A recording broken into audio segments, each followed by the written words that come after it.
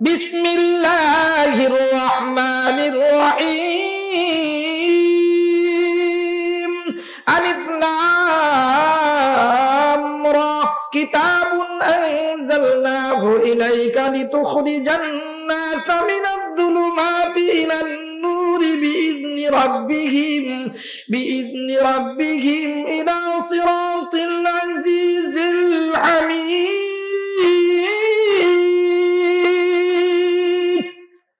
আল্লাহ রাব্বুল আলামিন বলেন, দেখো, কিতাবুন আনজালনাহু, এই সুন্দর কিতাব, কিতাবুন মুআযযামুন, কিতাবুন সামিনুন, কিতাবুন জাইয়িদুন, আফজালুল কুতুব, আহসানুল কুতুব, সবচেয়ে সুন্দর কিতাব আমি দিলাম, নাজিল করলাম, ইলাইকা, হে নবী আপনার কাছে নাজিল করে পাঠালাম। আল্লাহ তাআলা এই কিতাব নাজিল করেছেন, আমাদের নবীর কাছে পাঠিয়েছেন নাজিল করে। ও দোস্ত, কেন পাঠালেন? লিতুখরিজান নাসা মিনাজ যুলুমাতি ইলান নূর, যেন আপনি সকল মানুষদেরকে সব অন্ধকার থেকে আলোর পথে বের করে আনেন। এই জন্য আমি কোরআনে কারীম পাঠালাম। লিতুখরিজান নাসা মিনাজ যুলুমাতি ইলান নূর, সব মানুষকে বের করে আনবেন। হে নবী, এই কিতাব এই জন্য দিলাম, আপনি সব মানুষকে বের করে আনবেন। শুধু মদনী রহমাতুল্লাহর অনুসারীদেরকে বের করে আনবেন বলছেন নাকি? বলছেন নাকি? শুধু সিলেটের মানুষদেরকে বের করে আনবেন, শুধু সরকারি দলকে বের করে আনবেন, তাই শুধু বিরোধী দলকে বের করে আনবেন, সরমুনাই ওয়ালাকে বের করে আনবেন, তবলিগ ওয়ালাকে বের করে আনবেন, দাওয়াতুল হককে বের করে আনবেন, হেফাজত ইসলামকে বের করে আনবেন, এটা বলছে নাকি? না না, আল্লাহ তাআলা বলেন, হে নবী, আপনি সব মানুষকে বের করে আনবেন। কিসের থেকে? মিনাজ যুলুমাত, যত অন্ধকার আছে, যত গুনাহ আছে, যত পাপ আছে, যত দুই নম্বরই আছে, যত মুনাফিকি আছে, যত শিরিক বেদাত আছে, যত ধোঁকাবাজি আছে, মুনাফিকি আছে, মিথ্যা কথা আছে, হিংসা আছে, অহংকার আছে এবং খারাপ ধারণা আছে, যত ধরনের গুনাহ আর পাপ, এই সবগুলো হলো অন্ধকার। এই সবগুলো থেকে হে নবী আপনি কোরআনে কারীমের মাধ্যমে বের করে আনবেন। রাখবেন কোথায়? ইলান নূর, জান্নাতের আলোকিত রাস্তায় আপনি রাখবেন। ও দোস্ত, তার মানে হলো কোরআনে কারীম হলো আলোর আলোর ঘর, কোরআনে কারীম হলো আলোর কিতাব, ঠিক না? এ সিলেটের ভাই বোনেরা, সত্যি যদি আপনি যদি আমার সন্তানকে আলোকিত মানুষ বানাতে চাই, যদি আমরা নিজেরা আলোকিত হতে চাই, আমাদের ঘর, আমাদের গ্রাম, আমাদের ইউনিয়ন, আমাদের এই বিভাগ, আমাদের রাষ্ট্র, আমাদের পৃথিবী, এটাকে যদি আলোকিত করতে চাই, কোরআনে কারীমের কাছে ফিরে আসা ছাড়া দ্বিতীয় কোনো রাস্তা আমাদের সামনে খোলা নাই। কেন নাই? কেন নাই? এ ভাই, একটা হলো লেখক আর একটা হলো পাঠক। আমার কথা বুঝতেছেন আপনারা? সমস্যা নাই তো ভাই? সমস্যা হলেও হতে পারে, কারণ আগেই বলেছি আমার বাড়ি পাবনা, নাই কোনো ভাবনা, থাকি ঢাকা, কিছু দূর ফাঁকা, তবে আল্লাহ রাখেন নাই খুব বেশি ঠেকা। আপনারাও দোয়া করেন, আমিও দোয়া করি, আল্লাহ যেন এইভাবে জান্নাতে করায় দেখান, সম্মানের সাথে দেখা। বলেন না আমিন? আরো বলেন আমিন। হুজুর আমিন আর কত বলবো? মাহফিলে আসলে আমিন, জোরে গেলে আমিন, সরবনায় গেলে আমিন, ইজতেমায় গেলে আমিন, মসজিদে গেলে আমিন, আবার জমি মাপার জন্য খাড়ায় আছে সে বেটাও আমিন। এ ভাই, ওই আমিন আর এই আমিন কি এক? কথা কিন্তু শেষ। ওই আমিন আর এই আমিন এক? এই আমিন মানে আজিব দাওয়াতে আল্লাহ, আমার আমল, আমার দোয়া তুমি কবুল করে নাও। আর জমি মাপার আমিন মানে আমানতদার, নৈতিকতা সম্পন্ন মানুষ, মিথ্যা কথা বলে না, হ্যাঁ, সত্য সব সময় বলে, আমানতদার, এটাকে বলে আমিন। যদিও আমার বাংলার আমিনেরা এরা সত্যের কাছেও যায় না, মিথ্যার দিকেই যায়। আমাদের আমিনরা যদি টাকা দেওয়া হয় 1 নল 3 নল হয়ে যায়, টাকা না দিলে নলের আগা আর পাছা ঘুরে ঘুরে এক জায়গায় রয়ে, জমি আর বাড়ে না। এইরকম আমিন মোটামুটি সিলেটের সরজমিনে নাই। না না, এটা আমাদের পাবনায় আছে, ঢাকায় আছে। আল্লাহর কাছে দোয়া করেন, আল্লাহ এই সার্ভেয়ার আমিন সহ প্রশাসনিক ব্যবস্থাপনায় যারা আছেন এদেরকে তুমি সততার অধিকারী বানিয়ে ওমর ইবনে খাত্তাবের মতো বানিয়ে দাও, অন্যথায় আল্লাহ এদেরকে তুমি সাইজ করে বাংলা ত্যাগ করার ব্যবস্থা ব্যবস্থা করে দাও, বলেন না আমিন। আলহামদুলিল্লাহি নাহমাদুহু ওয়া নুসাল্লি ওয়া নুসাল্লিমু আলা রাসূলিহিল কারীম, আম্মা বা'দ। فأعوذ بالله من الشيطان الرجيم. بسم الله الرحمن الرحيم.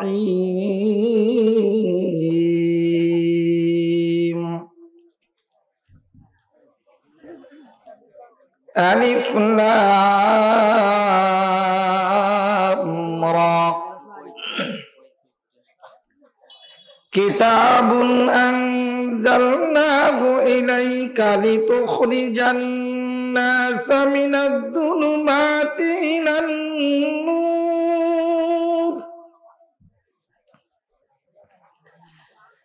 لتخرج الناس من الظلمات إلى النور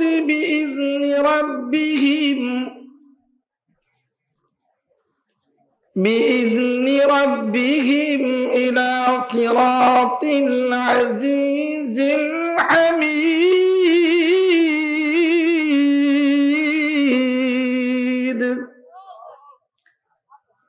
وقال رسول الله صلى الله عليه وسلم: من أراد أن يتكلم مع ربه فليقرأ القرآن. صدق الله مولانا العظيم، صدق رسوله النبي الكريم، ونحن على ذلك من الشاهدين والشاكرين. ربنا تقبل منا إنك أنت السميع العليم، وتب علينا إنك أنت التواب الرحيم. সবাই মহব্বতের সাথে তালিম এবং ইসালের সওয়াবের নিয়তে বরকতের জন্য অন্তরান্তস্থল থেকে জবান খুলে দরুদ শরীফ পড়েন। আল্লাহুম্মা সাল্লি আলা মুহাম্মাদ ওয়া আলা আলি মুহাম্মাদ কামা সাল্লাইতা আলা ইব্রাহিম ওয়া আলা আলি ইব্রাহিম ইন্নাকা হামিদুম মাজিদ। আল্লাহুম্মা বারিক আলা মুহাম্মাদ ওয়া আলা আলি মুহাম্মাদ কামা বারাকতা আলা ইব্রাহিম ওয়া আলা আলি ইব্রাহিম ইন্নাকা হামিদুম মাজিদ। আলহামদুলিল্লাহ, ইলাসপুর কেন্দ্রীয় জামে মসজিদের উদ্যোগে আয়োজিত 17 ডিসেম্বর 2022 আজকের এই বার্ষিক ইসলামী মহাসম্মেলনের চলমান আখেরি অধিবেশনের সম্মানিত সাহেবে সদর সভাপতি, অতিথিবৃন্দ, বিশেষ করে আল্লাহর কাছে সবচেয়ে বেশি দামি এবং সম্মানী, আসমানের নিচে জমিনের উপর সবচেয়ে বেশি ভালো মানুষ, সকল নবী রাসূলগণের একমাত্র উত্তরাধিকার, জাতির সত্যিকার আমানতদার, রাহবার, পথ প্রদর্শক, মহান শিক্ষক, উম্মতের সত্যিকার দরদি, দ্বীনের দাঈ, দ্বীনের মুবাল্লিগ, মহা ইজ্জত এবং সম্মানের অধিকারী হযরত উলামায়ে কেরাম, আজিজ তালাবা, বিভিন্ন বাড়ি থেকে, ঘর থেকে, গ্রাম থেকে আগত ধুলার আসনে বসা দিনদার, ইমানদার, মুত্তাকি, পরহেজগার মুসলমান ভাই ও বন্ধুগণ, পর্দার আড়ালে জাতির শ্রেষ্ঠ সম্পদ, পুরুষ নিয়ন্ত্রণের রিমোট কন্ট্রোলের অধিকারিণী মা খাদিজার জাতি, আমার মা ও বোনেরা, আল্লাহ রাব্বুল আলামিনের অশেষ মেহেরবানি, তার ফজল ও করম, তার ইহসান, যিনি আমাদেরকে সরেজমিনে সিলেটের এই গুরুত্বপূর্ণ অঞ্চলে হক্কানি রব্বানি বুজুর্গ উলামায়ে কেরামের সোহবতে কোরআনে কারীমের নুরানি মজলিসে জান্নাতের বাগানে নূরের তৈরি ফেরেশতাদের মহা সম্মেলনে আসবার বসবার জন্য কবুল করেছেন। যিনি আমাদেরকে কবুল করলেন ওই মালিকের দরবারে শুকর আদায় করে মহব্বতের সাথে জবান খুলে সবাই বলি আলহামদুলিল্লাহ। সম্মানিত ভাই ও বন্ধুগণ, প্রখ্যাত বুজুর্গ উলামায়ে কেরাম আপনাদের সামনে অত্যধিক গুরুত্বপূর্ণ কথা রেখে চলে গেছেন। এখনো এখানে অনেক বুজুর্গ আলেম সাহেবে নিসবত হাজির রয়েছেন। আমি আপনাদের সামনে মুসাফির হিসাবে কোরআনে কারীমের এই সুন্দর তেলাওয়াতের মজলিসের পর সূরা ইব্রাহিমের থেকে 2টি আয়াত তেলাওয়াত করেছি। এর উপরে ভিত্তি করে অল্প কিছু কথা আমি আপনাদের সামনে রাখতে চাই। এরপর ইনশাআল্লাহ দোয়া করে চোখের পানি দিয়ে আমাদের গুনাহগুলো ধুয়ে মুছে পরিষ্কার করে আমরা নিষ্পাপ হয়ে বাড়িতে যেতে চাই। রাজি আছেন না ইনশাআল্লাহ? আপনাদের জন্য মেহমানদারির ব্যবস্থা আছে। এইটা জানলে তো আরো 2 ঘন্টা পরে আসলেও সমস্যা নেই, যেহেতু শেষে আরেকজন বড় হুজুর আছে। ওই বড় হুজুর থাকলে মাশাআল্লাহ কিছু মানুষ পাওয়া যায়। যদিও সিলেটের মানুষ সৈয়দ আওলাদ রাসূল হুসাইন আহমদ মাদানী রহমাতুল্লাহ আলাইহির বরকত ধন্য এই অঞ্চলের মানুষ খিচুড়ি আর বিরিয়ানির পাগল না, এরা আল্লাহ পাগল। কি বলেন ঠিক না? তবে যদি কেউ আল্লাহ পাগল হয় তাহলে সে দুনিয়াও পেয়ে যায়, আখিরাত তো পাই, দুনিয়াও পেয়ে যায়। আমরা সবাই মাখলুকের কাছে ভালো হতে চাই। সবাই যেন আমাকে ভালো বলে, সবাই যেন বলে মাশাআল্লাহ ঢাকা থেকে এসেছিলেন, যেই সুন্দর বক্তব্য দিয়ে আমার অঞ্চলকে যেভাবে মাতিয়ে গিয়েছেন, এরকম বক্তা আরো আসা দরকার। এরকম প্রশংসা পাইতে চায়, মাখলুকের কাছে ভালো হইতে চায়। কিন্তু মেরে ভাইও, মাখলুকের কাছে ভালো হতে চাইলে আগে খালিকের কাছে ভালো হওয়া অপরিহার্য। কার কাছে বলেন না? আওয়াজ দিয়ে বলেন কে? আল্লাহ। আল্লাহর কাছে ভালো হতে হবে। আর একটি হলো এই যে আমরা সবাই দুনিয়া সাজাতে চাই। চাই কি চাই না? সবাই দুনিয়া সাজাতে চাই। দুনিয়া সাজানোর জন্যই তো আমেরিকা লন্ডনে পানি দিয়ে যায়, জেল খাটতে খাটতে যায়। কি বলেন ঠিক না? তবু দুনিয়া সুন্দর করতেই হবে। দুনিয়া সাজানোর জন্যই তো আজ আমার দেশের হাজার হাজার কোটি টাকা, 10,000 লক্ষ কোটি টাকা আমার দেশ থেকে আমাদের দোস্তরা চুরি করে বিদেশে বেগম পল্লী বানিয়েছে। কি বলেন ঠিক না? কিন্তু জেনে রাখবেন, যারা হারাম সম্পদ গ্রহণ করে বিদেশে শান্তির জন্য ঘর বানায়, এদের কপালে কখনো সুখ অতীতে জোটে নাই, কিয়ামত পর্যন্ত কখনো তাদের কপালে সুখ জুটবে না। জুতার বাড়ি তাদের কপালে অপেক্ষা করছে। কি বলেন ঠিক না ভাই আমার? এই জন্যই কেউ যদি আমরা দুনিয়া সাজাতে চাই, আখিরাত তার সুন্দর করতে হবে। দুনিয়া যদি আমরা সুন্দর করতে চাই, আখিরাতকে সুন্দর করতে হবে, আমল করে না করে। ঠিক না মেরে ভাইও? এই জন্য আপনাদের সামনে আমি কোরআনে কারীমের যে আয়াত তেলাওয়াত করেছি, এই সূরার নাম সূরা ইব্রাহিম। কি নাম বলেন না? সূরা ইব্রাহিম। ইব্রাহিম আলাইহিস সালাতু ওয়াস সালাম তিনি হলেন মুসলিম জাতির পিতা। কি বলেন ঠিক না? তার আকীদা, বিশ্বাস কিরদার, হারাকাত ও সাকানাত, তার আমল আখলাক সবকিছু আল্লাহর কাছে খুব পছন্দনীয় ছিল। তিনটি বড় ধরনের ভালো গুণ ছিল, নবীদের মধ্যে খারাপ গুণ থাকেই না। সবচেয়ে বড় বড় তিনটি গুণ ছিল। এক নম্বর তাওহীদ খালেস। এক নম্বর কি ভাই বলেন? তাওহীদ খালেস, নির্ভেজাল একত্ববাদ, যার মধ্যে চুল পরিমাণও ভেজাল থাকবে না।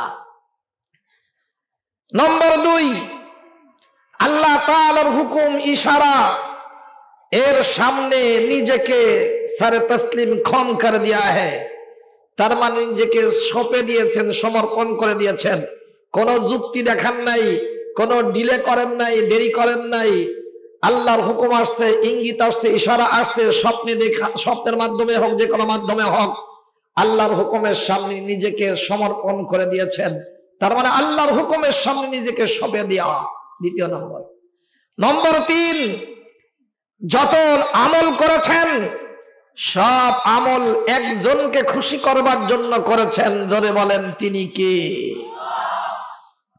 সমকালীন কোন ব্যক্তি কে কি বলল, শাসক কি কে বলল, এবং বাপ মা কি মনে করলো, সাথী সঙ্গী কি মনে করলো, বাতিলের রক্তচক্ষু এবং শাসকের জুলুম নির্যাতনের সব কিছু উপেক্ষা করে সকল অবস্থায় একত্ববাদের উপরে, আল্লাহর হুকুম মানার উপরে, আল্লাহ সন্তুষ্টির জন্য অটল যিনি ছিলেন, তার নাম ইব্রাহিম খলিলুল্লাহ, আর তার নামে এই সূরা।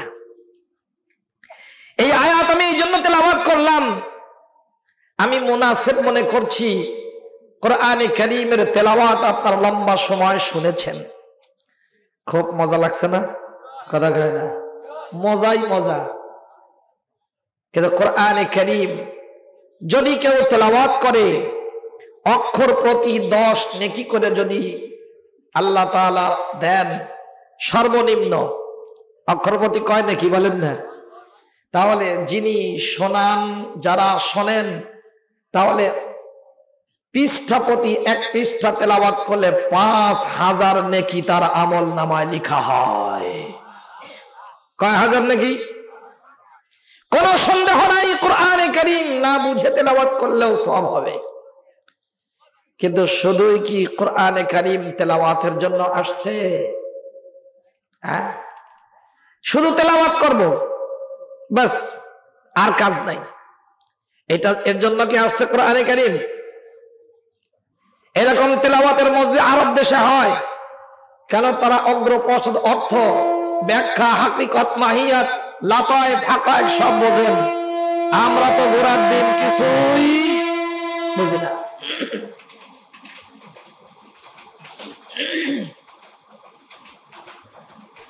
সম্মানিত দিনী ভাই ও বন্ধুগণ,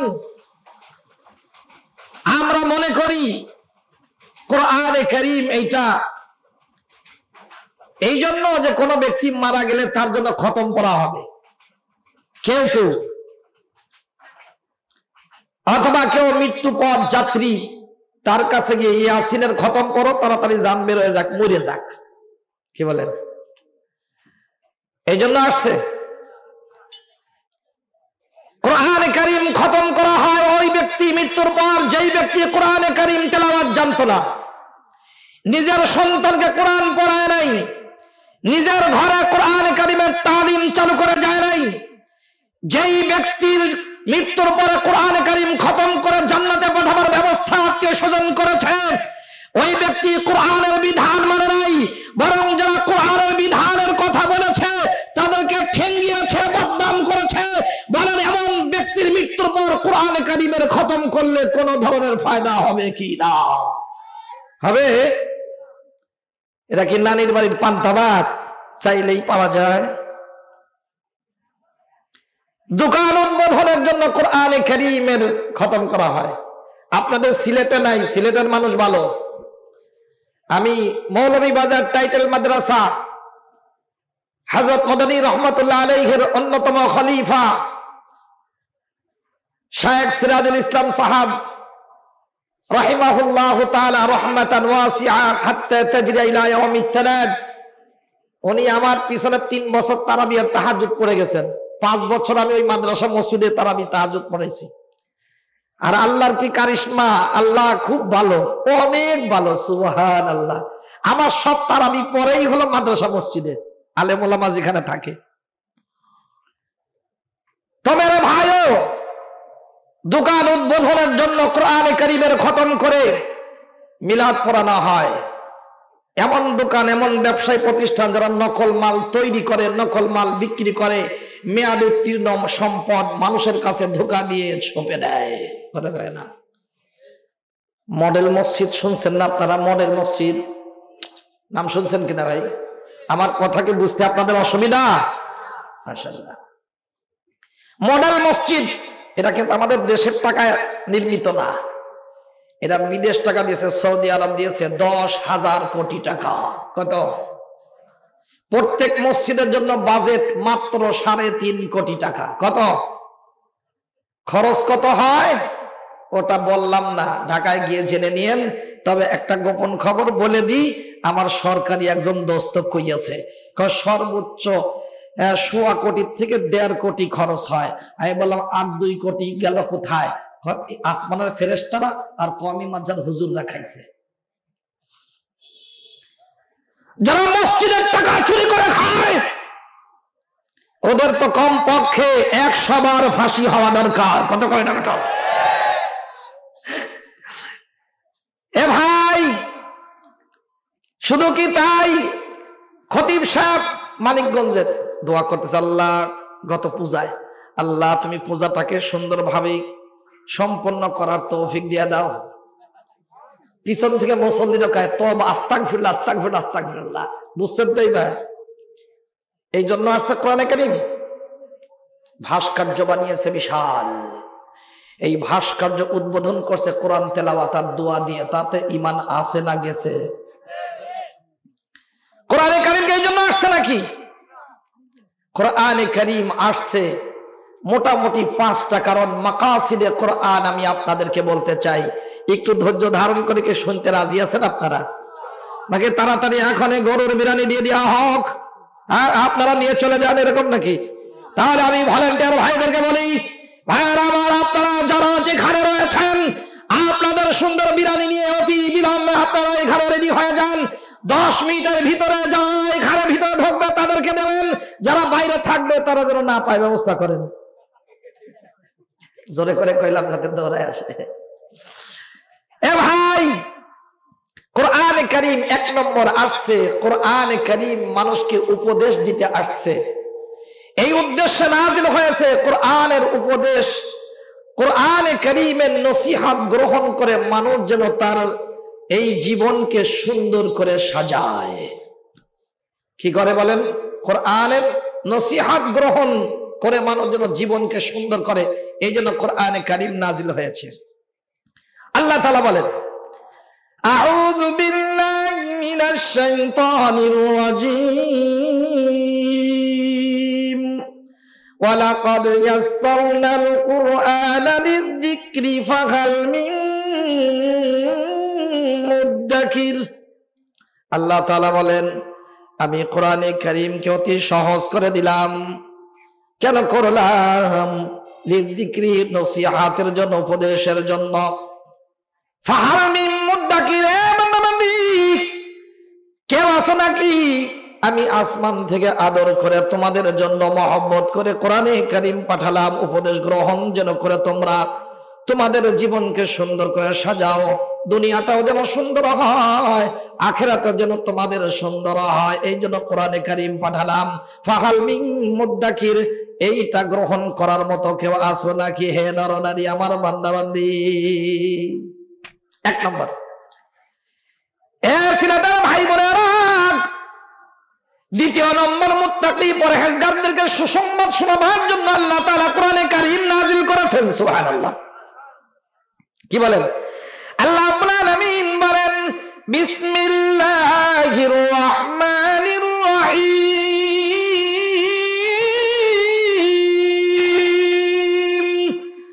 ফাইন্নামা ইয়াসসারনাহু বিলিসানিকা লিতুবাশশিরা বিহিল মুত্তাকিন। লিতুবাশশিরা বিহিল মুত্তাকিনা ওয়া তুনযিরা বিহি কওমাল লুদ্দা। আল্লাহ রাব্বুল আলামিন বলে, হে নবী, আমি আপনার ভাষায় কোরআনে কারীমকে অতি সহজ করে দিলাম। কেন দিলাম? লিতুবাশশিরা বিহিল মুত্তাকিন, আপনি কোরআনে কারীমের মাধ্যমে মুত্তাকি পরহেজগারদেরকে সুসংবাদ শোনাবেন। কি সুসংবাদ শোনাবেন? দুনিয়াতে যদি কেউ কোরআনে কারীমের নসিহত মানে, তাহলে দুনিয়াটাকেই আল্লাহ তাআলা জান্নাতি পরিবেশে রূপান্তরিত করে দিবেন। যেই পরিবারে কোরআনে কারীমের বিধান থাকবে, হুকুম আহকাম থাকবে, ওই পরিবারটা জান্নাতি পরিবার হিসাবে আল্লাহর দরবারে গৃহীত হবে। যেই ইউনিয়ন, যেই গ্রাম, যেই জেলা, যেই বিভাগ, যেই রাষ্ট্র কোরআনের বিধান মোতাবেক চলেন, আল্লাহ রাব্বুল আলামিন ওই কোরআনে কারীম মাননেওয়ালাদেরকে সর্বশ্রেষ্ঠ ঘোষণা দিয়ে এদেরকে জান্নাতি বানিয়ে দেন। দোস্তরা আমার, লিতুবাশশিরা বিহিল মুত্তাকিন, এই কোরআন মাননেওয়ালা মুত্তাকি পরহেজগার যখন মৃত্যু মুখে পতিত হয়, ওই ব্যক্তির জান সহজে বের হয়ে যায়, জান খানদানি হয় না। আবার কবরে যখন যায়, এই কোরআনে কারীম তাকে কবরের আযাব থেকে বাঁচিয়ে দেয়। আবার যখন আখিরাতে এই ব্যক্তি হাজির হয়, যদি কোনো ভাবে গুনার কারণে জাহান্নাম তার জন্য ফয়সালা হয়, এই কোরআনে কারীম এমন সুপারিশকারী, এই কোরআনে কারীম তাকে সুপারিশ করে আল্লাহর জান্নাতে পৌঁছানোর ব্যবস্থা করে দেয়। ওয়া তুনযিরা বিহি কওমাল লুদ্দা, হে নবী, আপনি কোরআনে কারীমের মাধ্যমে ঝগড়াটে জাতিকে ভয় দেখাবেন। এনজার, এনজার কাকে বলা হয়? এনজার মানেও ভয় দেখানো, তাখবীফ মানেও ভয় দেখানো। দুই ভয় দেখানোর মধ্যে পার্থক্য কি? উলামায়ে উম্মত লিখেছেন, একটা হলো ডাকাতের ভয় দেখানো, আর একটা হলো মা তার সন্তানকে আগুন পানির থেকে বাঁচানোর জন্য ভয় দেখানো। দুই ভয় দেখানো কখনো কি এক হয় ভাই? বলেন তো।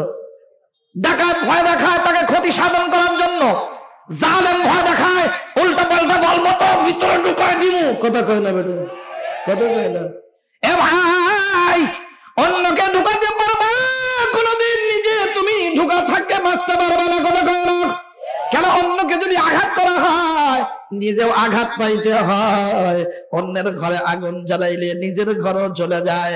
অন্যকে এতিম বানালে নিজের সন্তান এতিম হয়। অন্যের বিরুদ্ধে মামলা দিলে নিজেও মামলা খাবার জন্য রেডি থাকতে হয়। কথা কয় না। লিতুনযিরা বিহি কওমাল লুদ্দা, দেখেন, শুনতে যদিও খারাপ লাগতে পারে কারুর, কিন্তু অনেক খারাপের মধ্যে ভালো লুকায়িত থাকে। কথা কয় না। অনেক খারাপের মধ্যে কি থাকে বলেন না? খারাপ লুকায়িত থাকে। শোনেন ঘটনা একটা।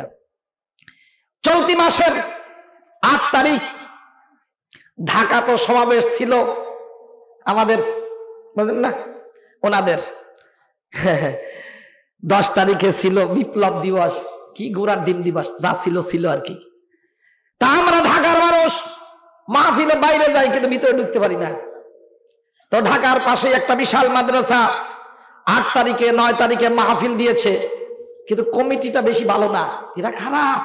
ওরা করছে কি, ওদের পোস্টারের মধ্যে বিরোধী দলের এমপি, সাবেক এমপি কে বানিয়েছে প্রধান অতিথি। আচ্ছা, এটা কি কোনো কথা? সরকার চলবে একজনের আর পোস্টারে নাম থাকবে আর এক দলের, এইটা কি সহ্য করা যায়? কথা কয় না বেটা, কঠিন অবস্থা। তো বিরোধী দলের নাম দিছে সাবেক এমপি, চেয়ারম্যান, মেম্বার, ঘোড়ার ডিম সব। সরকার দেখছে কিরে, ঢাকার পাশে মাহফিল করবে, এত বিশাল মাহফিল, বিরোধী দলের নেতাগণ নাম সব দিছে, মাহফিল বাতিল করে। মাহফিল বাতিল, বুঝেন? কিন্তু আমি কইলাম ওয়াস্ত আমি একটা পেয়ে গেছি, আমার একদিন বয়ান না হোক, কিন্তু বয়ান আমি পেয়ে গেছি। ভালো করে বুঝেন। ভাই বোনেরা, বিরোধী দলের কোন ব্যক্তির নাম থাকার কারণে যদি মাহফিল বাতিল হয়, পোস্টারের মধ্যে বিরোধী দলের কারণ নাম থাকলে যদি মাহফিল বন্ধ হয়, বলেন দেখি শয়তান আমাদের পক্ষের দল না বিপক্ষের দল? কথা কয় না। শয়তান কি আল্লাহর বিরোধী দল না পক্ষের দল? তাহলে শয়তানের অনুকরণে, শয়তানের নাম যদি কারোর জীবনে থাকে, মিথ্যা কথা বলা মানে শয়তানের নাম জীবনের পোস্টারে থাকা। কথা কয় না। দুই নম্বরই করা মানে হলো শয়তানের নাম তার জীবনে ঢুকে গেছে। ঘুষ খাওয়া, সুদ খাওয়া, রাস্তার টাকা মারিয়ে দিয়ে রাস্তাকে খাস্তা বানানো, কথা কয় না, এটা শয়তানের নাম তার জীবনের পোস্টারে ঢুকে গেছে। ওখানে বিরোধী দলের নাম থাকার কারণে যদি পোস্টার বাতিল হয়, মাহফিল বাতিল হয়, যার জীবনে শয়তানের অনুকরণে গুনাহ থাকবে ওই ব্যক্তির জীবনও জান্নাতে যাওয়ার ক্ষেত্রে বাতিল ঘোষিত হবে। বুঝুন কিছু?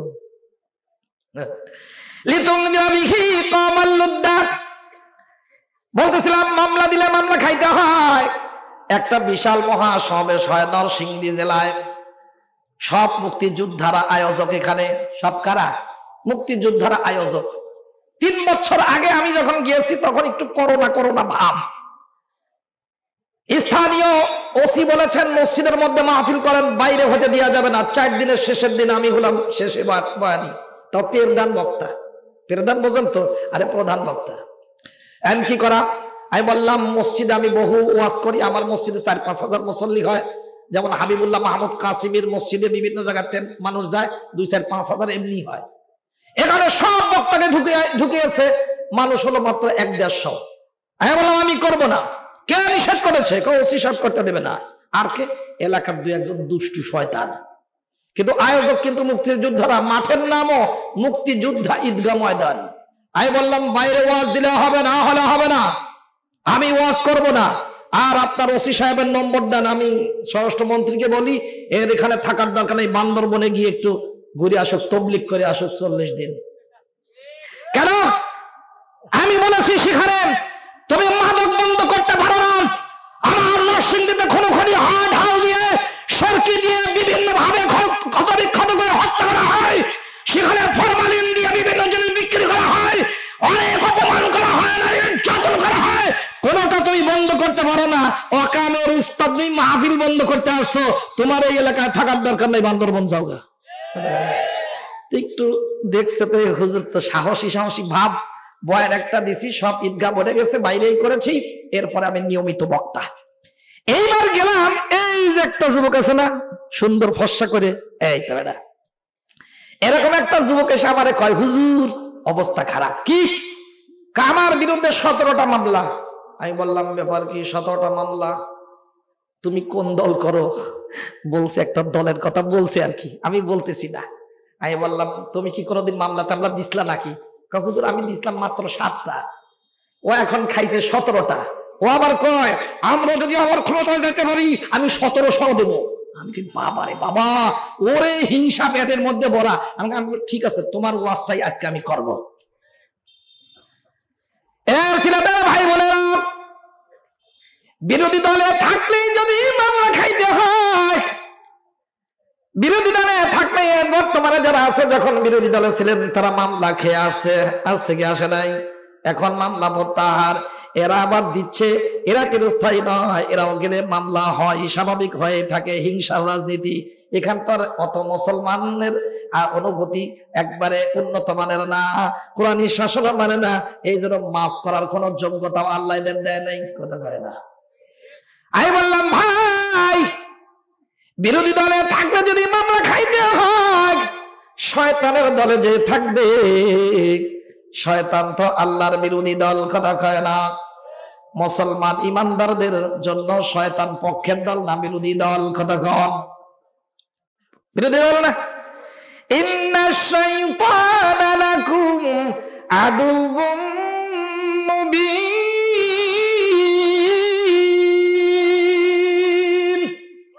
নিশ্চয় শয়তান তোমাদের প্রকাশ্য দুশমন। ইন্নামা ইয়াদউ হিজবাহু লিয়াকুনু মিন আসহাবিস সাঈর। শয়তান তার দলকে, তার অনুসারীদেরকে জাহান্নামের দিকে ডাকে। কোন দিকে ডাকে বলেন তো ভাই? এ ভাই, বিরোধী দলে থাকলে যদি মামলা খাইতে হয়, তাহলে শয়তানের দলে গিয়ে যারা গুনাহ করবে, যারা মিথ্যা কথা বলবে, ইফটিজিং করবে, নিজের বোনকে, ফুফুকে, ভাইকে সম্পত্তি থেকে বঞ্চিত করে দিবে, স্ত্রীকে মোহর দিবে না, ডাকাতি করবে, চুরি করবে, আর অফিসের সব সম্পদ এটা ঘুষের মাধ্যমে, দুর্নীতির মাধ্যমে ব্যাংকের টাকা বাইরে নিয়ে পাচার করে বেগম পল্লী যারা বানাবে, এরা শয়তানের দলে যোগ দিয়েছে। কি বলেন ঠিক না ভাইয়ের আমার? দোস্ত রে, বিরোধী দলের নাম থাকলে যদি জেলখানায় থাকতে হয়, মামলা হয়, শয়তানের দলে গিয়ে যারা গুনাহ করবে, পাপ করবে, দুনিয়াতেও তাদের আযাব গজবের মামলা খাইতে হয়, আখিরাতেও তাদেরকে জাহান্নাম নামক জেলখানায় থাকতে হবে। কি বলেন ঠিক কিনা? আল্লাহ রাব্বুল আলামিন বলে দিলেন, ফাইন্নামা ইয়াসসারনাহু বিলিসানিকা লিতুবাশশিরা বিহিল মুত্তাকিনা ওয়া তুনদিরা বিহি কওমান লুদ্দা। হে নবী, আমি কোরআনে কারীমকে আপনার ভাষায় সহজ করে দিয়েছি। কেন দিলাম? আপনি মুত্তাকি পরহেজগারদেরকে সুসংবাদ শোনাবেন, যারা গুনাহ থেকে বেঁচে থাকবে তাদেরকে সুসংবাদ শোনাবেন, আর যারা ঝগড়াটে জাতি তাদেরকে আপনি ভয় দেখাবেন। ইনজার বলা হয়, আমি বলেছি ইনজার বলা হয় অন্তরে মহব্বত রেখে, অন্তরে ভালোবাসা রেখে, অন্তরে দরদ রেখে দুনিয়া আখিরাতের ক্ষতি থেকে ভয় দেখানোকে ইনজার বলা হয়। এই জন্য আমার নবীর একটি সিফাত হলো মুনজির। ইয়া আইয়ুহাল মুদ্দাথির কুম ফাআনদির নাযির। বুঝেন নাই দোস্তরা আমার? আল্লাহ রাব্বুল আলামিনের নবী সাল্লাল্লাহু আলাইহি ওয়াসাল্লাম উম্মতকে মহব্বত করে ভালোবেসে দুনিয়া আখিরাতের অকল্যাণ থেকে বাঁচাবার জন্য, ক্ষতির থেকে বাঁচাবার জন্য আল্লাহ নবী ভয় দেখিয়েছেন কোরআনে কারীমের মাধ্যমে। ও আল্লাহ নবীর পক্ষ থেকে এখন উলামায়ে কেরাম এরাও উম্মতের ব্যথা আর দরদ অন্তরে রেখে উম্মতকে বলে, ডাইনেও যেও না, বামেও যেও না। ডাইনেও জাহান্নামের পথ, বামেও জাহান্নামের পথ। সোজা রাস্তা হলো আল্লাহর জান্নাতের রাস্তা। লিতুখরিজান নাস মিনাল যুলুমাতি ইলান নূর। এটা হলো নূর। 3 নম্বর, কোরআনে কারীম সম্পর্কে কেউ বলতে পারে, হুজুর আমার বাসায় কোরআন ছিল না, কোরআন আমি জানতাম না, কোরআন আমি বুঝতাম না, কোরআনে কারীমের কাছে আমি যাই নাই। আল্লাহ তাআলা বলেন, কি কোরআন জানো না? হাদা কিতাব আনজালনাহু মুবারাকুম মুসাদ্দিকুল্লাযী বাইনা ইয়াদাইহি।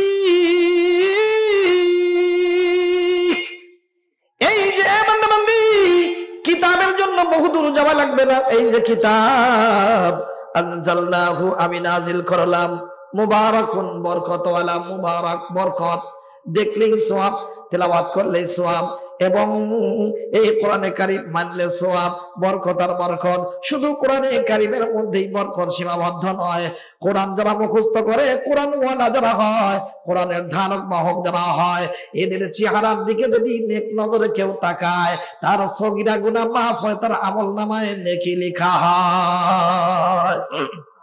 মুসাদ্দিকুল্লাযী বাইনা ইয়াদাইহি।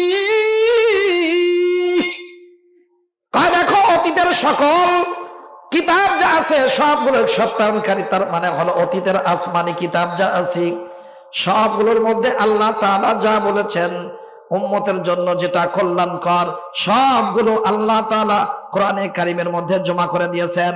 শুধু তাই নয়, বর্তমানে যত সংবিধান আছে, যত কনস্টিটিউশন আছে, যত দস্তুর আছে, যত নিজামে হায়াত আছে, এই সবগুলোর কোনটার কি মান এইটাও স্পষ্ট করে দেবে এই কোরআন। কি তুমি কি 2 দফা মানবা, 3 দফা? 2 দফা না 5 দফা? 2 দফা না 6 দফা?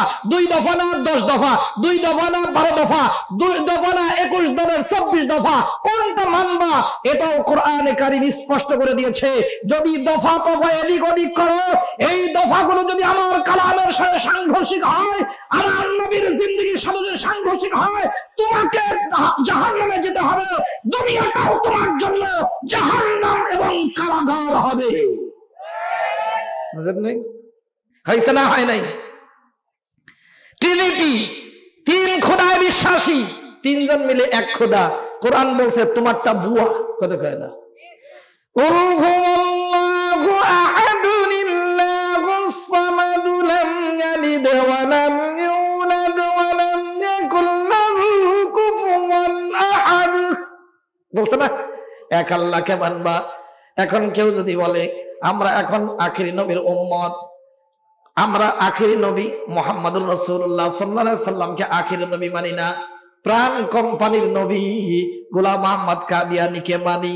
কোরআনে কারীম এখানে তার কথা মিথ্যা প্রতিপন্ন করে যারা আমাদের নবীকে আখিরি নবী মানে, ওই নবীর মান্য ওয়ালাদেরকে সত্যায়ন করবে কি করবে না? করবে। মা কানা মুহাম্মাদুন আবা আহাদিন মির রিজালিকুম ওয়ালাকিন রাসূলুল্লাহ ওয়া খাতামান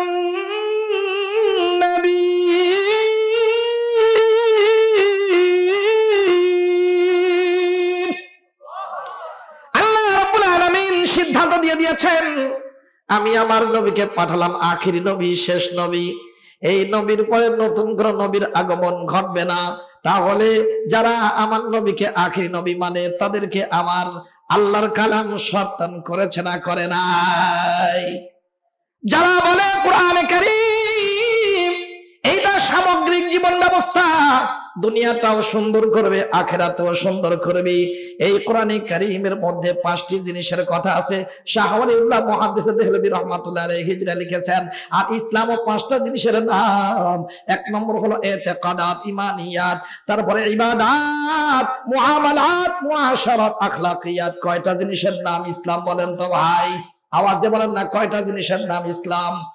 এখন বলে ধর্ম এটা মসজিদে থাকবে, মাদ্রাসায় থাকবে, অফিস আদালতে এবং সংসদে কোনো জায়গায় ধর্ম চলতে পারে না। এরা ধর্ম পবিত্র জিনিস, পবিত্র হিসেবে প্যাকেটিং করে রাখো। এরা অফিস আদালতে, অর্থনীতিতে এটা চালানো যায় না। তার মানে সে ঘোষণা করতে চায় আমি যে ইসলাম মানি ওটা এক জায়গায় চলতে পারে, আরেক জায়গায় চলতে পারে না। এর ল্যাংড়া ধর্ম, এর পাও নাই, হাত নাই, ওটা মসজিদে চলে, মাদ্রাসায় চলে, সংসদে চলতে পারে না, আন্তর্জাতিক মন্ত্রণালয়ে চলে না, পুলিশ বাহিনীতে চলে না, এবং অন্য কোন মন্ত্রণালয়ে, মাখানে, দোকানে চলে না। তার মানে ঘোষণা করে সে নিজে কালিমা পড়ে কোরআন পড়নেওয়ালা হয়ে সে বলতে চায় আমি যে ইসলাম মানি এটা ল্যাংড়া খুড়া, এক জায়গায় চলে আর এক জায়গায় চলতে পারে না। আপনারা বলেন এই রকম যদি কেউ ধারণা করে সে সব থাকবে, মুসলমান থাকবে না। কি বলেন ঠিক না ভাইরা? থাকবে।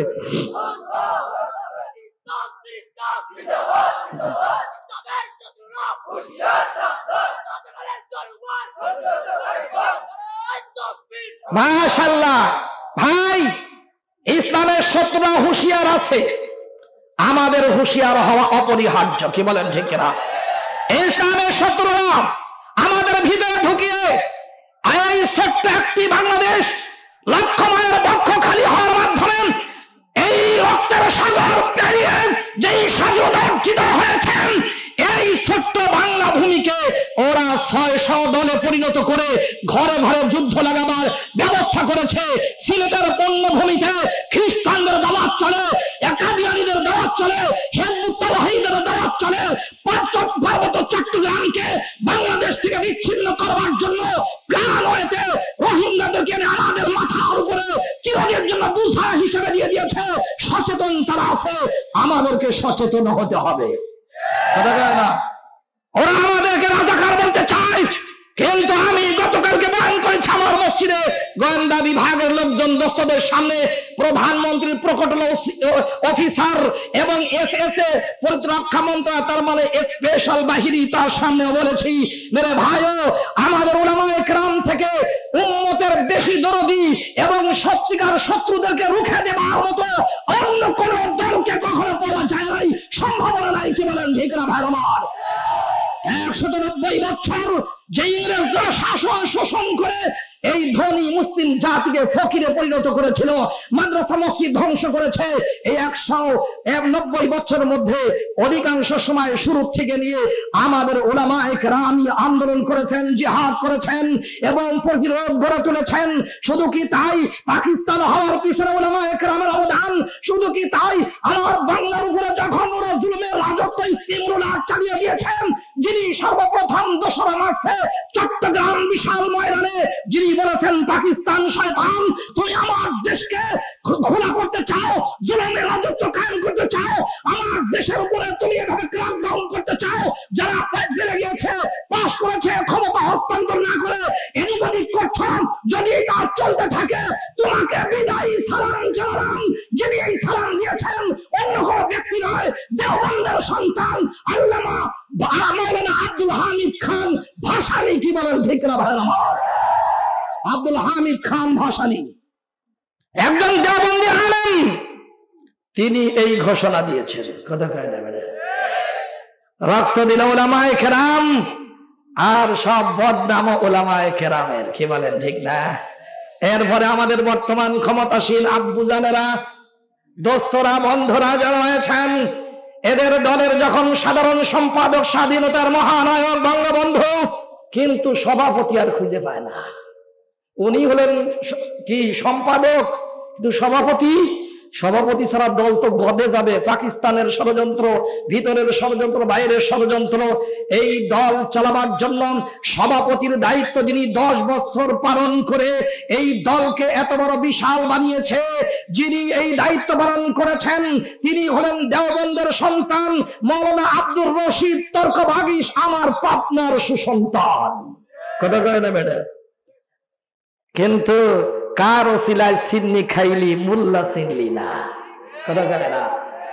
যারা রক্ত দিল স্বাধীনতা যুদ্ধের জন্য, এই ইংরেজদেরকে দেশ ত্যাগে বাধ্য যারা করেছেন, পাকিস্তান শয়তানের বিষয়ে যারা সিদ্ধান্ত নিয়েছেন, আপনারা হয়তো জানেনই না যে যখন পাকিস্তান দুনুকুনু করছে, উল্টাপাল্টা করে, ক্র্যাকডাউন করতে চায়, শোষা ছেড়ে দিয়েছে, সীমান্ত প্রদেশের একজন এমপি ওয়াল পাকিস্তান উলামায়ে জমিয়তে উলামায়ে পাকিস্তানের যিনি সদর প্রধান ছিলেন, তিনি সৈয়দ হুসেন আহমদ বাদানী রহমাতুল্লাহ আলাইহির খাস শাগরেদ মুফতি মাহমুদ, তিনি এই 26শে মার্চের এসে বাংলাদেশে এসে বলছিলেন জমিয়তের এক বৈঠকে যে ভুট্টো, জুলফিকার আলী ভুট্টো, ও তো হলো খেলার পুতুল আর ইটিস কলা গাছ। কথা কয় না? আসল শয়তান ইয়াহিয়া খান, আইয়ুব খান, টিক্কা খান, যদি ওরা জুলুম করে, ক্ষমতা যদি হস্তান্তর করতে না চায়, আমি তোমাদেরকে নির্দেশ প্রদান করছি, জমিয়তকে বলছি, তোমরা মজলুমের পক্ষে থাকবে, জালেমের পক্ষে যাবে না। প্রয়োজনে স্বাধীনতার অর্জনের জন্য অস্ত্র ধারণ করবে, পৃথক হবে, কিন্তু জালেমদের পাতা হাতে পা দিবে না। এই সেই জমিয়তের আহ্বানে আল্লাহর মেহেরবানি উলামায়ে কেরাম বহু রক্ত দিয়েছেন, এটা আলোচনায় আসে না। কথা কয় না বেটা? এই জন্য মেরে দোস্ত, অন্তরে ব্যথা নিয়ে আমাদের উলামায়ে কেরাম কাজ করেছেন। কে সার্টিফিকেট দিল আর দিল না, এইগুলো তাকানোর দিকে, এইগুলোর দিকে তাকানোর সময় মৌলবীদের নাই। কথা কয় না? মৌলবীরা তো মুক্তিযোদ্ধার সার্টিফিকেট নিয়ে ব্যবসা করতে চায় না, ব্যবসা। কথা কয় না? হাফিজ হুজুর রহমাতুল্লাহ আলাইহি জিজ্ঞাসা করা হলো, হযরত এখন তো দেখছি এদিকেও মুসলমান, এদিকেও মুসলমান, ওরা বলেন পাকিস্তান কা মতলব কিয়া লা ইলাহা ইল্লাল্লাহ। ওমা, পাকিস্তানের উদ্দেশ্য কি? লা ইলাহা ইল্লাল্লাহ, তার মানে ইবাদত, বন্দেগী, গোলামি, দাসত্ব শুধুমাত্র আল্লাহর হবে। ওমা, স্লোগান দেয় কালিমার, রাতে গিয়ে মদ পান করে গলা পর্যন্ত। কথা কয় না? ধোকাবাজি করে যখন উল্টা পাল্টা করেছে, তখনই যখন যুদ্ধ শুরু হয়েছে, অদস্ত হাফিজ হুজুর রহমাতুল্লাহ বললেন, ওরা জালেম, আমার বাংলার মানুষ মজলুম, মজলুমের সাথে আল্লাহর মদদ আর সাহায্য থাকে। হে ইমদাদুল হক আরাই হাজারি, তুমি যাও, ট্রেনিং দাও, ট্রেনিং নাও, জালেমের বিরুদ্ধে যুদ্ধে ঝাঁপিয়ে পড়ো। আমাদের উলামায়ে কেরাম ইতিহাস। সম্মানিত দিনী ভাইরা, শেষের দিকে চলে যাই, তাহলে কোরআনে কারীম সত্যায়ন করে এবং কে 2 নম্বরই এটাও চিহ্নিত করে দেয়। কথা কয় না? এরপরে কোরআনে কারীম কেন আসছি, আল্লাহ তাআলা বলেছেন, বলেন কি দেখেন, ওমা আনজালনা আলাইকাল কিতাবা ইল্লা লিতুবাইয়িনা লাহুমুল্লাযী ইখতালাফু ফীহি, ইল্লা লিতুবাইয়িনা লাহুমুল্লাযী ইখতালাফু ফীহি ওয়া হুদান ওয়া রাহমাতাল লিকাওমিন ইউমিনুন। আল্লাহ তাআলা বলেন, হে নবী, আপনার কাছে আমি কিতাব কেন নাজিল করলাম? আপনি এদের মতো বিরোধ যা নিয়ে হয় এইগুলো আপনি খুলে খুলে বয়ান করে দিবেন, কোনটা ঠিক, কোনটা বেঠিক, কোনটা ডাইনে, কোনটা বামে, আর কোনটা জান্নাতের রাস্তা, এইগুলো আপনি খুলে খুলে বয়ান করে দিবেন। আমাদের মধ্যে ইখতিলাফ, মত বিরোধ আছে না নাই? আল্লাহ রাব্বুল আলামিন তার কালাম আমাদের উপরে কেন নাজিল করেছেন? আল্লাহ তাআলা আমার নবীর উপরে কেন নাজিল করে আমাদের কাছে দেখিয়ে দিলেন। কয় তোমাদের মধ্যে যে মতবিরোধ আছে এই মতবিরোধ দূর করবার জন্য এই কোরআনে কারীম নাজিল হয়েছে। কিন্তু আফসোস যেই জাতির মধ্যে মতবিরোধ দূর করবার জন্য কোরআনে কারীম নাজিল হলো, ওই কোরআনে কারীম মাননেওয়ালা মুসলমান এরা এখন বেশি বেশি মতবিরোধের যুদ্ধে লিপ্ত আছে না নাই? পুরা কপাল। 5 নম্বর আয়াত আমি বলে দিই দোস্তরা আমার, আল্লাহ রাব্বুল আলামিন বলেন বিসমিল্লাহির রহমানির রহিম, আলিফ লাম রা, কিতাবুন আনজালনাহু ইলাইকা লিতুখরিজান নাসা মিনাজ যুলুমাতি ইলান নূরি বিইذনি রাব্বিহিম ইলা সিরাতিল আজিজিল হামিদ।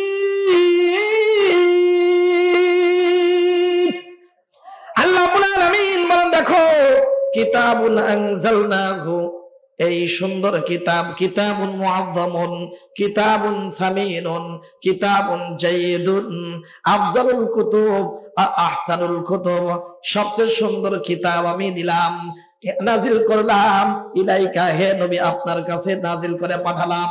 আল্লাহ তাআলা এই কিতাব নাজিল করেছেন, আমাদের নবীর কাছে পাঠিয়েছেন নাজিল করে। ও দোস্ত, কেন পাঠালেন? লিতুখরিজান নাসা মিনাজ যুলুমাতি ইলান নূর, যেন আপনি সকল মানুষদেরকে সব অন্ধকার থেকে আলোর পথে বের করে আনেন। এই জন্য আমি কোরআনে কারীম পাঠালাম। লিতুখরিজান নাসা মিনাজ যুলুমাতি ইলান নূর, সব মানুষকে বের করে আনবেন। হে নবী, এই কিতাব এই জন্য দিলাম আপনি সব মানুষকে বের করে আনবেন। শুধু মদনী রহমাতুল্লাহর অনুসারীদেরকে বের করে আনবেন বলছে নাকি? বলছেন নাকি? শুধু সিলেটের মানুষদেরকে বের করে আনবেন, শুধু সরকারি দলকে বের করে আনবেন, তাই শুধু বিরোধী দলকে বের করে আনবেন, সরমুনাই ওয়ালাকে বের করে আনবেন, তবলিগ ওয়ালাকে বের করে আনবেন, দাওয়াতুল হককে বের করে আনবেন, হেফাজত ইসলামকে বের করে আনবেন, এটা বলছে নাকি? না না, আল্লাহ তাআলা বলেন হে নবী আপনি সব মানুষকে বের করে আনবেন। কিসের থেকে? মিনাজ যুলুমাত, যত অন্ধকার আছে, যত গুনাহ আছে, যত পাপ আছে, যত 2 নম্বরই আছে, যত মুনাফিকি আছে, যত শিরিক বেদাত আছে, যত ধোঁকাবাজি আছে, মুনাফিকি আছে, মিথ্যা কথা আছে, হিংসা আছে, অহংকার আছে এবং খারাপ ধারণা আছে, যত ধরনের গুনাহ আর পাপ, এই সবগুলো হলো অন্ধকার। এই সবগুলো থেকে হে নবী আপনি কোরআনে কারীমের মাধ্যমে বের করে আনবেন। রাখবেন কোথায়? ইলান নূর, জান্নাতের আলোকিত রাস্তায় আপনি রাখবেন। ও দোস্ত, তার মানে হলো কোরআনে কারীম হলো আলোর আলোর ঘর, কোরআনে কারীম হলো আলোর কিতাব, ঠিক না? এ সিলেটের ভাই বোনেরা, সত্যি যদি আপনি যদি আমার সন্তানকে আলোকিত মানুষ বানাতে চাই, যদি আমরা নিজেরা আলোকিত হতে চাই, আমাদের ঘর, আমাদের গ্রাম, আমাদের ইউনিয়ন, আমাদের এই বিভাগ, আমাদের রাষ্ট্র, আমাদের পৃথিবী, এটাকে যদি আলোকিত করতে চাই, কোরআনে কারীমের কাছে ফিরে আসা ছাড়া দ্বিতীয় কোন রাস্তা আমাদের সামনে খোলা নাই। কেন নাই? কেন নাই? এ ভাই, একটা হলো লেখক আর একটা হলো পাঠক। আমার কথা বুঝতেছেন আপনারা? সমস্যা নাই তো ভাই? সমস্যা হলেও হতে পারে, কারণ আগেই বলেছি আমার বাড়ি পাবনা, নাই কোনো ভাবনা, থাকি ঢাকা, কিছু দূর ফাঁকা, তবে আল্লাহ রাখেন নাই খুব বেশি ঠেকা। আপনারাও দোয়া করেন, আমিও দোয়া করি, আল্লাহ যেন এইভাবে জান্নাতে করায় দেখান, সম্মানের সাথে দেখা। বলেন না আমিন? আরো বলেন আমিন। হুজুর আমিন আর কত বলবো? মাহফিলে আসলে আমিন, জোরে গেলে আমিন, সরমুনায় গেলে আমিন, ইজতেমায় গেলে আমিন, মসজিদে গেলে আমিন, আবার জমি মাপার জন্য খাড়ায় আছে সে বেটাও আমিন। এ ভাই, ওই আমিন আর এই আমিন কি এক? কথা কিন্তু শেষ। ওই আমিন আর এই আমিন এক? এই আমিন মানে আজিব দাওয়াত আল্লাহ, আমার আমল, আমার দোয়া তুমি কবুল করে নাও। আর জমি মাপার আমিন মানে আমানতদার, নৈতিকতা সম্পন্ন মানুষ, মিথ্যা কথা বলে না, হ্যাঁ, সত্য সব সময় বলে, আমানতদার এটাকে বলে আমিন। যদিও আমার বাংলার আমিনেরা এরা সত্যের কাছেও যায় না, মিথ্যার দিকেই যায়। আমাদের আমিনরা যদি টাকা দেওয়া হয় 1 নল 3 নল হয়ে যায়, টাকা না দিলে নলের আগা আর পাছা ঘুরে ঘুরে এক জায়গায় রয়ে, জমি আর বাড়ে না। এইরকম আমিন মোটামুটি সিলেটের সরজমিনে নাই। না না, এটা আমাদের পাবনায় আছে, ঢাকায় আছে। আল্লাহর কাছে দোয়া করেন, আল্লাহ এই সার্ভেয়ার আমিন সহ প্রশাসনিক ব্যবস্থাপনায় যারা আছেন এদেরকে তুমি সততার অধিকারী বানিয়ে ওমর ইবনে খাত্তাবের মতো বানিয়ে দাও, অন্যথায় আল্লাহ এদেরকে তুমি সাইজ করে বাংলা ত্যাগ করার ব্যবস্থা করে দাও। বলেন না আমিন? আচ্ছা ঠিক আছে। একটা হলো রাইটার পাঠক, মানে লিখক, আর একটা হলো লেখক পাঠক। লিখক আর পাঠক যারা লেখে এরা কি নিজে পড়ার জন্য লেখেন না মানুষকে পড়াবার জন্য? কথা কয় না। লিখক আর পাঠকের মধ্যে একটা নিবিড় সুন্দর সম্পর্ক হয় কিসের মাধ্যমে? পাঠ্যপুস্তকের মাধ্যমে। কথা কয় না। পাঠ্যপুস্তকের মাধ্যমে লিখক আর পাঠকের মধ্যে কি হয়? গভীর সম্পর্ক হয়। কোরআনে কারীম কেন আলোর কিতাব? ও দোস্তরে আমার, ভালো করে অন্তর দিয়ে বুঝে নি। লেখক যদি আল্লাহওয়ালা হন, লেখক যদি ইমানদার হন, লেখক যদি সত্যবাদী হন, লেখক যদি মুত্তাকি পরহেজগার হন, তার লেখা বই পড়ে যারা পড়বে ওরা আল্লাহওয়ালা, ইমানদার, সত্যবাদী হবে। কথা কয় না?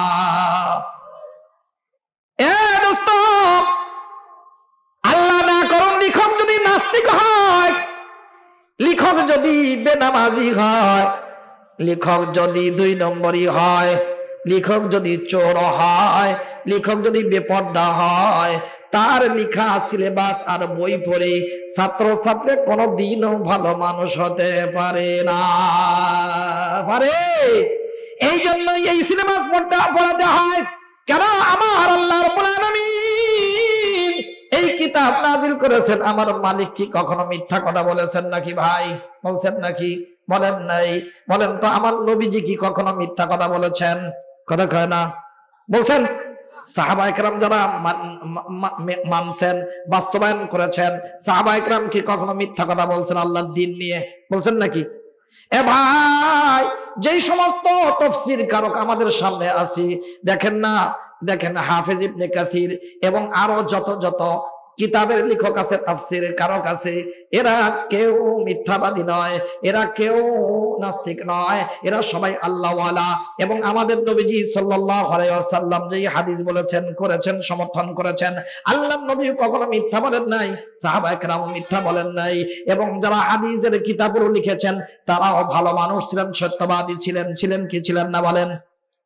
ইমাম বুখারী সম্পর্কে এটা আমাদের মুহাদ্দিসিনে কেরাম জানেন। তিনি বলেন, আমার আমলনামায় কোনো গুনাহ থাকলেও থাকতে পারে, কিন্তু গীবতের কোনো গুনাহ আমার আমলনামায় না। ইমাম বুখারী বলেন। তার ছাত্র ইউসুফ ফেব্রুয়ারি তিনি বলছেন এইটা। আরো আসেন পরে শাইখুল মাহমুদুল হাসান দেওবন্দি রাহমাতুল্লাহ আলাইহি, তিনি ইংরেজদের বিরুদ্ধে আন্দোলন করেছেন, অনেক কিছু করেছেন। ও দোস্ত, শাইখুল মাহমুদুল হাসান দেওবন্দি রাহমাতুল্লাহ আলাইহি তিনিও বলেন, আমার আমলনামায় কোনো গীবতের গুনাহ নাই। সাইয়্যিদ হুসাইন আহমদ মাদানী রাহমাতুল্লাহ আলাইহি তিনিও বলেছেন, আমার আমলনামায় অন্য গুনাহ থাকলেও থাকতে পারে, আমি আল্লাহর দরবারে ক্ষমা চাই, কিন্তু গীবতের কোনো গুনাহ নাই। আরো আসেন কাছে আমাদের দেশে মুজাহিদে আজম শামসুল হক ফরিদপুরি রাহমাতুল্লাহ আলাইহি, যিনি ইংরেজদের বিরুদ্ধে কথা বলেছেন, পাকিস্তানি জালেম শাসকদের বিরুদ্ধে চোখ রাঙিয়ে কথা বলেছেন, তিনিও বলছেন অন্য গুনাহ থাকলেও থাকতে পারে, ক্ষমা চাই, কিন্তু আমার আমলনামায় কোনো গীবত আর পরনিন্দার গুনাহ নাই। এ ভাই, এই জন্য এই মাদ্রাসা সিস্টেমে যত কিতাব পড়ানো হয় সবগুলো হলো আল্লাহওয়ালাদের লেখা, ইমানদারদের লেখা, মুত্তাকি পরহেজগারদের লেখা, তাহাজ্জুদ গুজারদের লেখা। এই জন্য এই সিলেবাস যারা পড়বে এরা সত্যিকার মানুষ হবে। কি বলেন ঠিক কিনা? আমাকে একটি ছেলে একটু আগেই বলছে, হুজুর আমি বললাম, বাবা তুমি কি করবে? স্কুলে পড়ি। বাবা তোমাদের এলাকা কি মাদ্রাসা নাই? হুজুর আমি মাদ্রাসায় পড়তাম, কিন্তু আমি আমেরিকায় যাব তো এই জন্য স্কুলে পড়ি। বুঝেন নাই? আমি বললাম, বাবা স্কুলে পড়লে আমেরিকায় যাওয়া যায়, মাদ্রাসায় পড়লে কি ঠ্যাং ভাঙ্গে যায় নাকি? কথা কয় না। মাদ্রাসায় গেলে কি চোখ অন্ধ হয়ে যায় নাকি, যে এই অন্ধ আমেরিকা দেখে না? কথা কয় না। এ ভাই, আমাদের পরিবারে এই কথা এখন এসে গেছে। মাদ্রাসায় পড়লে খাওয়া যায় না, মাদ্রাসায় পড়লে বিদেশে যাওয়া যায় না। আমেরিকার গোলাম যদি হতে হয় তাহলে স্কুলে পড়তে হয়। এই নিয়ে আমেরিকায় কি এইভাবে যাওয়া যায় আছে নাকি? আমেরিকায় কেন যাবে? চাকরি করার জন্য যেতে পারে, ব্যবসার জন্য যাইতে পারে, কিন্তু নিজের আমল আখলাক আগে ঠিক করে যেতে হবে। যেই ব্যক্তির আমলের সমস্যা আছে, ওখানে ঝুঁকি আছে, ওই ব্যক্তির জন্য কাফেরদের দেশে যাওয়ার অনুমতি নাই। এজন্য দোস্ত, আমি যে কথা বললাম সর্বশেষ, আমরা নিজেরা আল্লাহর কালাম সহি করে বিশুদ্ধভাবে শিখবার জন্য চেষ্টা করব। যে সমস্ত সন্তানদেরকে আমরা পড়াতে পারি নাই, বড় হয়ে গেছে বিভিন্ন পেশায় নিয়োজিত, তাদেরকে আল্লাহর কালাম বিশুদ্ধভাবে শিখবার জন্য আমরা বলবো তুমিও বাঁচো, আমাকেও বাঁচাও। এরপরে আমাদের ছেলে সন্তান, আচ্চা বাচ্চা, কাচ্চা লাচ্চা, নাতি পুতি সুতি যা আছে এভরিথিং 100 ভাগ সবগুলো আমরা নুরানি মাদ্রাসায় ভর্তি করে দিয়ে বিসমিল্লাহর সবক দিয়ে আমরা আল্লাহর কালাম পড়িয়ে তারপরে অন্য কোন দিকে দিব। এর আগে আমরা অন্য কোন প্রতিষ্ঠানে দিব ইনশাআল্লাহ। কেন? অসুবিধা আছে। মাদার তেরেসা বলেছে, তোমরা তোমাদের সন্তানদেরকে কোরআন মুক্ত করো, তাহলেই তোমাদের দাওয়াত সাকসেসফুল হবে। তাহলে ওরা আমাদের সন্তানদেরকে কোরআন থেকে দূরে সরাতে চায়। ওরা মর্নিং শিফট স্কুল চালু করে, কেজি স্কুল চালু করে, বিভিন্ন কিছু চালু করে আমাদের সন্তানকে কোরআন থেকে দূরে সরাতে চায়, আমাদের সন্তানকে বেঈমান বানাতে চায়। আরেকদিন বিভিন্ন দেশে দেশে হামলা চালিয়ে মাদ্রাসা মসজিদকে মাটির সাথে মিশনের ব্যবস্থা করেছে এবং সারা দুনিয়ার সকল খনিজ সম্পদ চুরি করে নিজেরা বিশাল প্রাসাদ গড়েছে। এই ষড়যন্ত্ররা করবে, আমরা ওদের ষড়যন্ত্রের জালকে ছিন্ন করে দিয়ে ওদের সব আশাকে বালিতে মিশিয়ে দিয়ে আমরা কোরআনের শাসন কায়েম করে সারা দুনিয়াতে ইসলামের পতাকা উড্ডীন করতে চাই। কারা কারা রাজি আছেন হাত তুলে দেখান। আল্লাহ তুমি কবুল করে নাও, বলেন আমিন। সম্ভবত আমি আপনাদেরকে বুঝাতে পেরেছি, আপনাদের এমনি বুঝ আছে, আমাদের ওয়াজ শুনে আপনাদের পোষাবে না, বুঝলেন? কেন? আমরা এমন একটি অঞ্চলের মানুষ যেখানে মাগরিবের দ্বিতীয় রাকাতে পড়া হয় সূরা ফাতিহার পর গায়রিল মাগদুবি আলাইহিম ওয়ালাদ-দাল্লিন নাহমাদুহু ওয়া নাস্তাঈনুহু ওয়া নাস্তাগফিরুহু ওয়া নু'মিনু বিহি। এটা দ্বিতীয় রাকাতের কিরাত, বুঝছেন তো? এটা আমাদের পাবনায় একটা চাটমোহর থানায় ঘটেছে, নগদ ঘটনা বললাম। এই অঞ্চলের মানুষ আমরা, আমাদের ওয়াজ শুনে পৌঁছাবে না। আমার উস্তাদে মহতারাম মুফতি আব্দুর রহমান সাহেব কক্সবাজার হুজুর, উনি গিয়েছেন আমাদের উত্তরবঙ্গে, আসরের নামাজ পড়লেন এক জায়গায়। আসর নামাজ পড়ার পরে পড়ছেন, ইমাম সাহেব সহসিজদা দিচ্ছেন। আপনাদের অঞ্চলে কি সহসিজদা আছে? আছে, আচ্ছা। সহসিজদা দিলেন তো হযরত চিন্তা করলেন, কি রে বেচারা কি জন্য সহসিজদা দিলে, বুঝলাম না। দাঁড়িয়ে আছেন, সব চলে গেছে, সবার সামনে তো ইমাম সাহেবের অপমান করা যায় না। আলেমদেরকে অপমান করলে কপাল পুড়ে যায়, কথা কয় না বেটা? আলেমদের বিরুদ্ধে কথা বললে তার নসল নষ্ট হয়, আলেমদের সাথে বিদ্বেষ পোষণ করলে নাফরমান সন্তান তার ঘরে তৈরি হয়, কথা কয় না বেটা? হ্যাঁ, ভালো করে বুঝেন। এখন সবাই চলে গেছেন, বলে হুজুর আপনি যে সহসিজদা দিলেন কি ভুল হয়েছিল? ওয়াজিব ছুটে গেলে, ওয়াজিব যদি আগে পিছে হয়ে যায় সহসিজদা দিতে হয় যদি ভুলে হয়, কথা কয় না? আপনার কি হয়েছিল? হুজুর এটা সহজ একটা জিনিস, সেটা কি আত্তাহিয়াতু পড়ার পরে পুট্টুস করে পাদু বের হয়ে গেছে, এই জন্য সহসিজদা মারি দিলাম। পাদ দিলে সহসিজদা দিলে নামাজ হয়, বুঝছেন তো কোন এলাকার মানুষ? অতএব আমি আপনাদের বয়ান শোনাতে পারবো না। বুজুর্গ উলামায়ে কেরাম আছেন, আমার উস্তাদে মহতারাম, যদি আমি ওনার কাছে পড়ি নাই, কিন্তু আমরা যখন বাড়িধারা নূর হোসেন কাসিমি রহমাতুল্লাহর কাছে পড়েছি তখন উনিও উস্তাদ ছিলেন, আমিও বাজান কই, উনিও বাজান কয়। আরো বড় বড় উলামায়ে কেরাম এখানে কথা বলেছেন, বিশেষ করে ওই যে বরুণার হযরত, আমরা একসাথে ছিলাম একটি রাতে, ঐতিহাসিক মেসাকারের রাত। দোস্তরা আমার, ওই রাতে আমরা একই রুমে ছিলাম, হযরত দেখেই চিনে ফেলেছেন, আরো অনেক মাহফিল একসাথে হয়। আল্লাহ তাআলা শহীদদের রক্তের বিনিময়ে এই দেশ শুধু নয়, সারা মুসলিম জাহানে খিলাফতে ইসলামিয়া প্রতিষ্ঠার ব্যবস্থা করে দেন, বলেন না আমিন? মেরে ভাইও, কথা শেষ। যা বললাম শুনলাম, আমরা কথাগুলো অন্তর দিয়ে ধারণ করে আমরা আমল করার চেষ্টা করব তো ইনশাআল্লাহ। আপনাদের কাছের মানুষ, আমাদের ভাই, অনেক কষ্ট দুঃখ যাতনা পোহায় আমেরিকা থেকে আপনাদের জন্য এই মাহফিলের ইন্তজাম করেছেন। অনেক টাকা পয়সা মেধা তার এর পিছনে খরচ হয়েছে। কত শত শতবার যে আমার সাথে যোগাযোগ হয়েছে তার কোনো ইয়ত্তা নাই। কেন আমার মাধ্যমে হাবিবুল্লাহ মাহমুদ কাসিমের দাওয়াত দিছে, আর একজনের দাওয়াত দিলে দায়িত্ব নিলে যে কি মুসিবত, এটা যারা পোহায় নাই তারা জানবে না। তো আলহামদুলিল্লাহ সব উলামায়ে কেরামি হাজির হয়েছেন এবং কথা বলেছেন। এটাই হলো এই মাহফিলের কামিয়াব হওয়ার একটি আলামত। কি বলেন, ঠিক না? তো উলামায়ে কেরাম আছেন, আরো যদি কোনো কথা থাকে। আল্লাহ সুবহানাল্লাহ ওয়া বিহামদিহি, আমি তো তাকানোর সুযোগ পাই নাই। আমাদের বুজুর্গ আলেম আল্লাহ হযরত দোয়া করবেন ইনশাআল্লাহ। আমরা সবাই দোয়া করে চোখের পানি ফেলে নিজেদের গুনাহগুলো ধুয়ে মুছে পরিষ্কার করে আমরা নিষ্পাপ হয়ে বাড়িতে যেতে চাই। রাজি আছেন ইনশাআল্লাহ? জীবন চলে যাবে, যা গেছে এটা আর ফেরত আসবে না। কয়দিন আমরা বাঁচবো তা তো জানি না ভাই। এই জন্য আমরা ইনশাআল্লাহ 4টা আমল করব। 1 নম্বর, বেশি বেশি সহি শুদ্ধ করে সালাম দিব। 1 নম্বর আফসুস সালাম।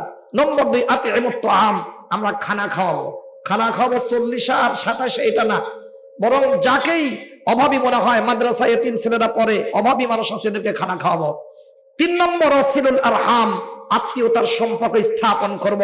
ওয়াসাল্লু বিল্লাইলি ওয়ান নাসু নিয়াম, মানুষ যখন ঘুমিয়ে যায় তখন আমরা কিছু তাহাজ্জুদ পড়ব। কমপক্ষে বিতির পড়ার আগে 2 রাকাত তো কমপক্ষে পড়া যায় না? তাহাজ্জুদের নিয়তে, সালাতুল হাজাতের নিয়তে, ইস্তিআজার নিয়তে আল্লাহর কাছে আমরা পানা চাই আমরা সব শয়তানি ওয়াসওয়াসা থেকে। সালাতুল শুকর হিসাবে 4 নিয়তে আমরা 2 রাকাত কমপক্ষে পড়ে শুই ভাই। একদিন চলে যেতে হবে দোস্ত, কেউ থাকতে পারবো না। এখানে জেগে থাকার জায়গা আর কবরে ঘুমানোর জায়গা, আর আসল প্রাপ্তির আরামের জায়গা, আনন্দের জায়গা হলো আখিরাতের জান্নাত। কি বলেন, ঠিক না? তাহলে 1 নম্বর সালামের প্রচার প্রসার সহি করে আসসালামু আলাইকুম ওয়া রাহমাতুল্লাহি ওয়া বারাকাতুহু। বেশি বেশি মানুষদেরকে খানা খাওয়াবো যতটুকু পারি। আজকে যেভাবে ব্যবস্থা করা হয়েছে এই রকম ব্যবস্থা করে আমরা মানুষদেরকে খানা খাওয়াবো, ঠিক আছে ইনশাআল্লাহ? নম্বর 3, আত্মীয়তার সম্পর্ক স্থাপন করব। রাতের বেলায় তাহাজ্জুদ কিছু আদায় করব। নবীজি ফরমান তাদখুলুল জান্নাতা বিসসালাম, তাহলে তোমরা শান্তি আর নিরাপত্তার সাথে জান্নাতে পৌঁছতে পারবা। আল্লাহ আমাদের আমল করার তৌফিক দান করেন। এখন ইনশাআল্লাহ হযরত কথা বলবেন, আমরা সবাই হযরতের সাথে ইনশাআল্লাহ হাত তুলে মালিকের দরবারে আমরা কান্নাকাটি করব। সবারই কম বেশি গুনাহ আছে নাকি নাই ভাই? নবী রাসূলদের কোনো গুনাহ ছিল না। বড় গুনাহ তো দূরের কথা, ছোট গুনাহ নবীদের জিন্দেগিতে সংগঠিত হয় নাই, বুঝলেন? কিন্তু আমাদের জীবনে গুনাহ আছে না নাই? আর গুনাহর কারণে রহমত থেকে বঞ্চিত হয়, তারপরে ইবাদত থেকে বঞ্চিত হয় এবং গজবের ফয়সালা হয়, মুসিবত আসে। তাহলে গুনাহ যে করে নিজের পায়ে নিজে কুড়াল মারল, ঠিক না? তাহলে এই গুনাহ নিয়ে আমরা কেউ বাড়িতে যেতে চাই না। আমরা সবাই ইনশাআল্লাহ গুনাহ মুক্ত হয়ে যেতে চাই। আল্লাহ তাআলা আমাদের সবাইকে আমল করার তৌফিক দান করেন। আমিন আমিন। ওয়া আখিরু দাওয়ানা আনিল হামদুলিল্লাহি রাব্বিল আলামিন। আসসালামু আলাইকুম ওয়া রাহমাতুল্লাহি ওয়া বারাকাতুহু। বিসমিল্লাহির রহমানির রহিম। কুরআন হাদিসের আলোকে সত্যের সন্ধান। মাহফিল টিভি, সিলেট।